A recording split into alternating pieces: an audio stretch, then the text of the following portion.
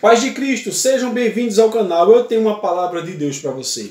Irei falar sobre João Batista. Para isso, te convido a abrir a sua Bíblia no livro do profeta Isaías, no Antigo Testamento, capítulo 40, versículo 3, que diz o seguinte: Vós, do que clama no deserto, preparai o caminho ao Senhor, endireitai no ermo um caminho ao nosso Deus. Meus amados irmãos, João Batista foi filho do sacerdote Zacarias e filho de Isabel, que era prima de Maria de Nazaré. Portanto, João Batista é primo legítimo do Senhor Jesus Cristo. O nome João significa cheio de graça. Batista, as pessoas pensavam que era seu sobrenome, mas não é, e muitos ainda pensam. Batista significa aquele que batiza. Então, portanto, o nome João Batista significa aquele que batiza com a graça de Deus. Dê uma glória aí bem forte para Jesus, se você puder. João Batista, meus amados irmãos, ele foi um pregador itinerante que viveu na época de Herodes. Ele usava o batismo como símbolo da purificação da alma. Era um homem de vestes simples. Diz o texto sagrado, lá em Mateus, no Novo Testamento, que ele se vestia de pelos de camelo e tinha um cinto de couro. A sua alimentação consistia em gafanhotos e mel silvestre.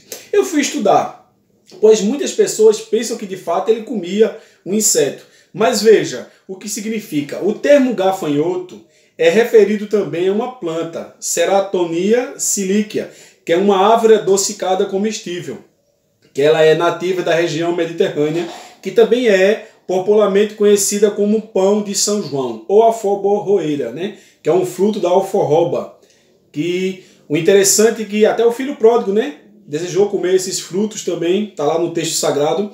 E os termos hebraicos para gafanhoto e alforrobeiras são muito similares. Então tem uma possibilidade que de fato ele comesse o gafanhoto, o inseto gafanhoto, e também tem uma possibilidade que ele comesse o fruto da alforrobeiras.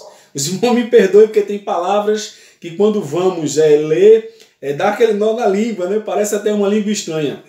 Meus amados irmãos, eu trouxe aqui essa rápida introdução para vocês saberem quem era João Batista, né? Algumas particularidades que a Bíblia fala sobre ele, como essa questão da sua alimentação e das suas vestes, mas eu quero aqui destacar 3 marcas do caráter de João Batista que todo pregador do Evangelho, quer seja católico, evangélico, aquelas pessoas que professam a fé em Cristo, deveriam ter. Em primeiro lugar, João Batista, como um pregador do Evangelho, um anunciador das boas novas, ele direcionava toda a glória para Jesus. Toda pregação tem que ser cristocêntrica, isto é, Cristo no centro.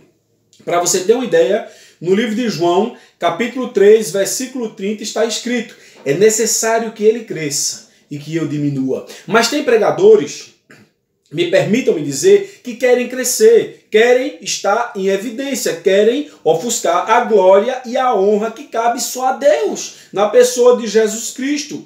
Porque hoje, meus amados irmãos, muitas pessoas querendo ter título de pastor, título de evangelista, título de presbítero, de diácono, de cooperador, de missionário, só querem ter título, só querem credenciais, só querem estar nos púlpitos da igreja. Mas como a minha esposa fala, ninguém quer ir para a feira livre pregar, ninguém quer estar na estação dos metrôs pregando, ninguém quer ir para as bocas de fumo, ninguém quer ir para os prostíbulos, para os bairros periféricos, ninguém quer, só quer os púlpitos das grandes igrejas, das grandes catedrais, quer estar em evidência. Ei, quem deve estar em evidência na minha e na tua vida, especialmente ministerialmente falando, é Jesus Cristo. Esqueça esse negócio de cargo, pois o melhor cargo que temos é ser servo e servo do Deus Altíssimo. Não estou menosprezando os diáconos, os presbíteros, os evangelistas, os missionários, de maneira nenhuma. Eu sei que são pessoas essenciais para a obra de Deus, mas cargo não é nada. Direcione toda a honra e toda a glória para Deus.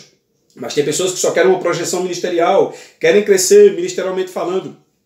Segundo lugar, observamos pelo texto sagrado que João Batista, além de direcionar toda a honra e toda a glória para Jesus, você pode ir lá também nos evangelhos que fala sobre ele também conscientizava o povo a uma mudança na sua conduta, pois em Mateus capítulo 3, versículo 6 e versículo 8, ele convidava o povo a se arrepender.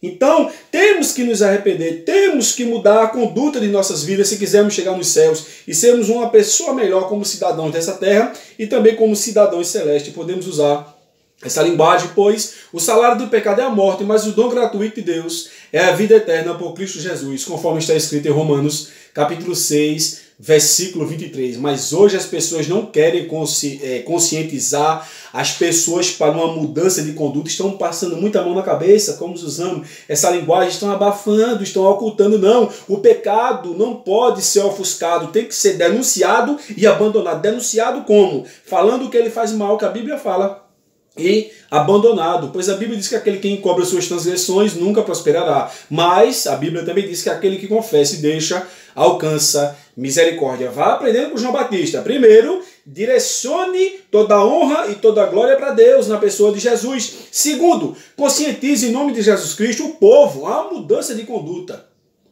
Em terceiro lugar, ele não compactuava com o pecado. Vou convidar vocês a abrir a sua Bíblia, como eu estou com a minha aberta aqui, em Marcos, evangelho que escreveu São Marcos, Mateus, Marcos, capítulo de número 6, até anotei aqui para não esquecer.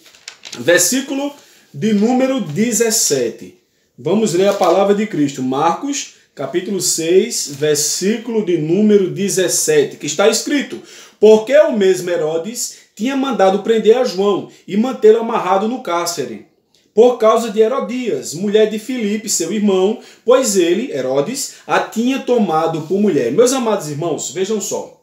Herodes Antipas, ele resolveu divorciar-se ilegitimamente. Se você quiser saber o que fala sobre o divórcio, a Bíblia Sagrada, tem um vídeo aqui no canal. Por gentileza, assiste esse vídeo lá sobre o que fala do divórcio. Então ele resolveu se divorciar ilegitimamente da sua esposa. Diz a história, a Bíblia não narra, mas a história diz que a esposa de Herodes Antipas chamava-se Fazélia.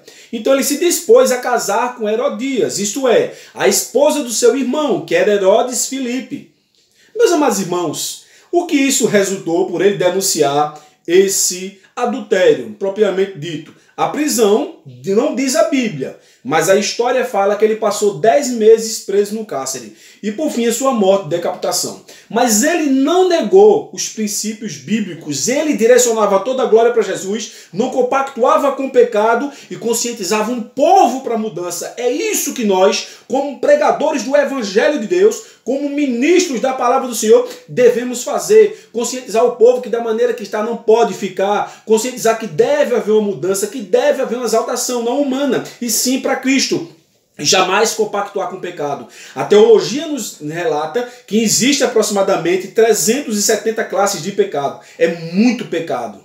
Mas relata também que existe um Deus que é perdoador, um Deus que é misericordioso para aqueles que verdadeiramente se arrependem e abandonam a prática do pecado. Foi esta uma mensagem que Deus colocou no meu coração. Estava no estabelecimento do meu amigo Cláudio, meu irmão em Cristo, e de Clebson. E nós três ali conversando, eu, Cláudio e Clebson, o irmão Clebson, Deus colocou essa palavra no meu coração sobre falar sobre essas virtudes de João Batista. Eu não podia ficar com essa mensagem para mim e eu compartilhei com vocês. E se vocês gostaram dessa mensagem, por gentileza, deixe seu like. Nos ajuda a pregar o Evangelho, compartilhe com seus amigos e familiares para direcionar as pessoas a ter uma vida consagrada a Cristo. E se você também não gostou, por gentileza aí, deixa seu dislike e diga o porquê não gostou, pois iremos tentar melhorar o nosso conteúdo para que todos juntos possamos dar as mãos e pregar o Evangelho para que todos possam conhecer a mensagem que salva, a mensagem que cura e a mensagem que liberta. Que Deus os abençoe, não só hoje, mas para todos sempre. Fiquem todos na paz do Senhor.